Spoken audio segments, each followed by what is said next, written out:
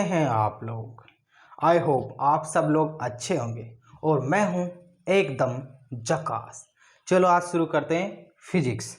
देखो आज अपन फिजिक्स में देखेंगे आवोगाद्रो परिसंकल्पना द्वारा किसी परमाणु की त्रिज्या निकालना। किसके द्वारा? आवोगाद्रो परिसंकल्पना द्वारा किसी परमाणु की त्रिज्या निकालना। तो आवोगाद्रो ने क्या किया, माना कि एक परमाणविक पदार्थ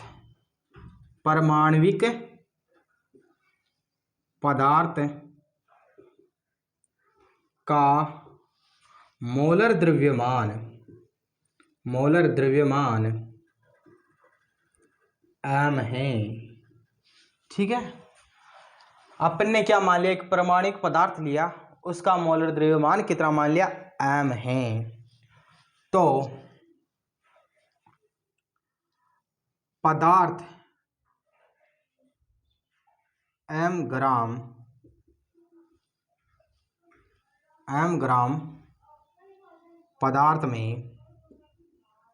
पदार्थ में परमाणुओं की संख्या आवोगाद्रो ने बताया कि जो m ग्राम पदार्थ है उसमें परमाणु की जो संख्या है, परमाणुओं की संख्या आवोगाद्रो संख्या n के तुल्य है। किसके तुल्य है? n के तुल्य है। तो देखो परमाणुक पदार्थ का मोलर द्रव्यमान m है और m ग्राम जो पदार्थ है उसमें परमाणु की संख्या यानी कि आवोगाद्रो संख्या n है। तो एक ग्राम पदार्थ में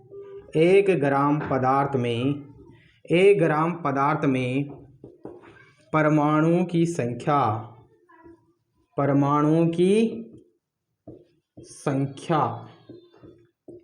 तो 1 ग्राम पदार्थ में परमाणु की संख्या क्या होगी, ध्यान देना कि यह m द्रव्यमान है। m द्रव्यमान में मैं अगर n का भाग दे दूं तो 1 ग्राम पदार्थ में, देखो कुल किसी भी चीज की कुल जो द्रव्यमान होता है उसमें उपस्थित अगर संख्या का आप भाग दे देते हो तो 1 का मान आ जाता है 1 ग्राम में जो संख्याएं उपलब्ध है।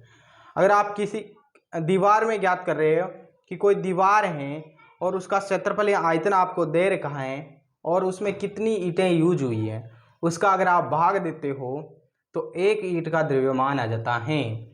यानी कि 1 ग्राम पदार्थ में यानी कुल जो द्रव्यमान है उसमें यदि आप n का भाग देते हो यानी कि m/n तो आपके पास क्या आ जाएगा, 1 ग्राम पदार्थ में परमाणुओं की संख्या आ जाएगी। तो देखो यदि r त्रिज्या का परमाणु है तो परमाणुओं का आयतन कितना होगा, तो परमाणुओं का आयतन देखो क्या हो जाएगा, V0। क्या हो जाएगा, V0। और देखो परमाणु किस आकार का होता है, एक गोले के आकार का होता है। डाल्टन ने बताया कि परमाणु क्या है, गोलाकार है। तो गोले का आयतन का सूत्र क्या होता है, 4/3 पाई r³ 4/3 पाई r³ होता है। अब मेरे को बताइए कि कितने परमाणु हैं, तो n परमाणु हैं और कितने द्रव्यमान में हैं, तो m द्रव्यमान में। यहाँ देखो यह 1 ग्राम पदार्थ का लिया इसीलिए कुल द्रव्यमान में कुल संख्या का भाग दिया, बल्कि यहाँ अपन को n संख्या का ज्ञात करना है इसलिए n संख्या से गुणा कराया और m का भाग दिया क्योंकि m द्रव्यमान में n संख्या उपस्थित है। तो हम जानते हैं कि किससे, आवोगाद्रो परिसंकल्पना से, कि कोई भी पदार्थ है तो उसके अंदर जो टोटल द्रव्यमान है, पदार्थ के अंदर जो टोटल द्रव्यमान होता है उसका वास्तविक द्रव्यमान 2/3 भाग होता है। पदार्थ के कुल द्रव्यमान का जो वास्तविक आयतन होता है, यानी कोई भी पदार्थ है उसके अंदर जो आयतन है उसका जो आयतन होगा वास्तविक आयतन वो 2/3 होगा और 1/3 भाग उसका खाली होगा। यानी कि क्या, जब भी आप कोई पदार्थ लेते हो उसको तो उसके अंदर क्या होती है, जैसे कि आपने क्या लिया, एक पदार्थ लिया ये ऐसे, और इसमें क्या ऐसे परमाणु हैं, ऐसे क्या है परमाणु हैं, ऐसे परमाणु रखे हुए। तो देखो इनके बीच ये जगह खाली है, ये जगह क्या है खाली है, ये जगह खाली है। इसीलिए इससे ये निष्कर्ष निकालते हैं कि कोई भी अगर पदार्थ है तो उस पदार्थ का जो वास्तविक आयतन है वो उस पदार्थ के आयतन से, उस पदार्थ के ठोस अवस्था में आयतन से, ठोस अवस्था के आयतन से 2/3 भाग होगा। बाकी जो 1/3 भाग खाली हैं, 1/3 भाग हैं वो खाली हैं। तो हम जानते हैं कि किसी पदार्थ का वास्तविक आयतन, वास्तविक आयतन आयतन उसकी ठोस अवस्था में आयतन का 2/3 भाग होता है। ये किसने बताया, अवोगाद्रो। अवोगाद्रो ने क्या बताया कि माना कि एक परमाणुक पदार्थ है, उसका मोलर द्रव्यमान m है और m ग्राम पदार्थ में परमाणु की संख्या अवोगाद्रो संख्या n के तुल्य है, और 1 ग्राम पदार्थ में परमाणु की संख्या m/n होगी। यदि त्रिज्या r का परमाणु है तो परमाणु का जो आयतन होगा V0 बराबर n/m इंटू 4/3 पाई r³ होगा। हम जानते हैं कि किसी पदार्थ का जो वास्तविक आयतन होता है वो उसकी ठोस अवस्था में जो आयतन है उसका 2/3 भाग होता है। तो अब देखिए,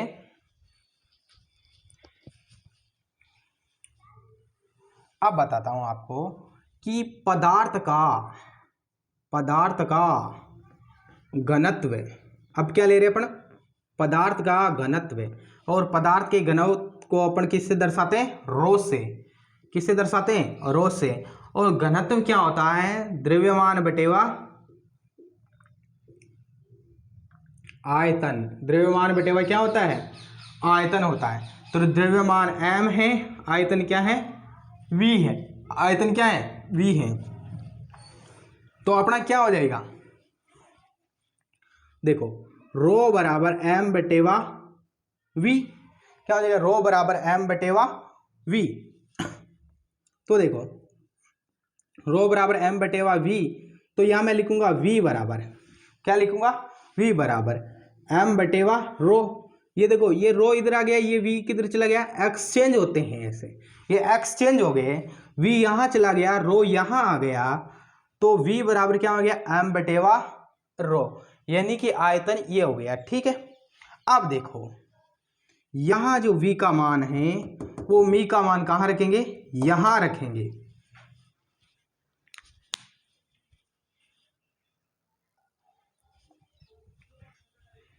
तो परमाणु का आयतन क्या आया, v बराबर, यानी पदार्थ का आयतन आ गया v बराबर m/रो। m/वा क्या आ गया, रो आ गया। तो यहां देखो अगर रो आ गया तो अपने पास देखो परमाणु का आयतन कितना था, देखो परमाणु का आयतन था अपने पास n, यानी अपने था V0 बराबर n/m इंटू 4/3 पाई r³, इतना अपने पास परमाणु का आयतन था। अगर ये देखो ये जो आयतन है, ये आयतन अगर एक परमाणु का आयतन V मान लें, यदि 1 ग्राम पदार्थ का आयतन क्या है, V है, तो क्या है, V है, तो क्या हो जाएगा, यहां क्या हो जाएगा, n/m इंटू 4/3 या 4/3 पाई r³ क्या है, आयतन है किसी पदार्थ का, आयतन है, तो यहाँ क्या लिख दूंगा, इसकी जगह v लिख दूंगा। अब देखो एक तो ये भी आयतन आ गया और ये भी आयतन आ गया, इसको मैं नाम देता हूँ समीकरण 1, इसको क्या नाम दे देता हूँ, समीकरण 2। तो समीकरण 1 व 2 से, समीकरण 1 व 2 से क्या हो जाएगा, समीकरण 1 व 2 से, तो ये भी आयतन है और ये भी क्या है, आयतन है। ये परमाणु का आयतन है, यानी पदार्थ का आयतन है, परमाणु का आयतन मतलब बहुत सारे परमाणु थे उनका आयतन है, और ये पूरे पदार्थ का आयतन है। ये क्या है, पूरे पदार्थ का आयतन है, ये परमाणु का आयतन है। तो पदार्थ का आयतन कितना है आपके पास, m बटेवा रो, m बटेवा क्या है, रो है, और m बटेवा रो है। और इधर अपने पास परमाणु का आयतन क्या है, n m बटेवा 4/3 पाई r क्यूब है। और इधर क्या है अपने पास, ये परमाणु का आयतन कितना है, परमाणु का आयतन है n बटेवा m 4/3 पाई r क्यूब है। और जो अपने पदार्थ का आयतन है वो m बटेवा रो है। तो अपन ने क्या कहा कि जो पदार्थ का आयतन है उससे जो परमाणु का आयतन होता है वो कितना होता है, 2/3 होता है, क्योंकि जो पदार्थ का है वो 1/3 भाग क्या होता है, खाली होता है। तो मैं इसको इससे गुणा करा दूंगा, किससे, 2/3 से। किससे गुणा करा दूंगा, 2/3 से। तो यहाँ देखेंगे m बराबर तो क्या हो जाएगा, ये वाला m है ना, यहाँ m बराबर क्या हो जाएगा, 1 हो जाएगा, m बराबर 1। तो इस पदार्थ का मान, पदार्थ के m का मान तो क्या हो जाएगा, 1 हो जाएगा। तो मैं लिखूंगा n बटेवा m बराबर 4/3 पाई r क्यूब बराबर 2/3 1 रो। देखो 3 से 3 क्या हो जाएगी, कैंसिल, 2 से 2 बार। अब देखो यहाँ कि जो ये n बटेवा m है और इधर आ गया ऊपर 2 पाई r क्यूब आ गया और बराबर में है 1 बटेवा रो। अब इससे क्या निकालना, आपको त्रिज्या निकालनी थी, क्योंकि परमाणु की त्रिज्या ज्ञात कर रहे थे। तो देखो ये इधर इसमें किसमें है, भाग में, तो उधर जाएगा तो ये ऊपर चला जाएगा, ठीक है। और ये देखो ये इधर गुणा में है, इधर आएगा तो ये नीचे आ जाएगा, ये भी गुणा में है नीचे आ जाएगा, और ये 2 भी नीचे आ जाएगा, और ये रो है। और इधर क्या बच जाएगा, r क्यूब बच जाएगा। इधर r क्यूब बचा है, तो r क्यूब का जब भी मैं यहाँ से क्यूब हटाऊंगा, जब भी मैं यहाँ से क्यूब हटाऊंगा तो इधर रूट क्यूब लग जाएगा। क्या लग जाएगा, रूट क्यूब लग जाएगा। तो आवोगाद्रो परमाणु की जो त्रिज्या है, आवोगाद्रो परिसंकल्पना के द्वारा जो परमाणु की त्रिज्या है वो r बराबर क्यूब रूट ऑफ m/2n पाई रो, ठीक है। यानी कि वो किस पे डिपेंड करती हैं, मोलर द्रव्यमान और पदार्थ के घनत्व पर डिपेंड करती है। यानी कि जो किसी भी पदार्थ की त्रिज्या है, किसी भी पदार्थ की त्रिज्या है वो मोलर द्रव्यमान के रूट क्यूब के समानुपाती व उस रूट क्यूब 1/रो के समानुपाती होती हैं। तो ये 2 निष्कर्ष निकलते हैं। और आवोगाद्रो परमाणु की त्रिज्या क्या होगी, r बराबर रूट क्यूब ऑफ m/2n पाई रो होगी। तो इस प्रकार से अपन ने क्या किया कि आवोगाद्रो परिसंकल्पना द्वारा किसी भी परमाणु की त्रिज्या ज्ञात की। और नेक्स्ट वीडियो में अपन देखेंगे कुछ अन्य टॉपिक के साथ।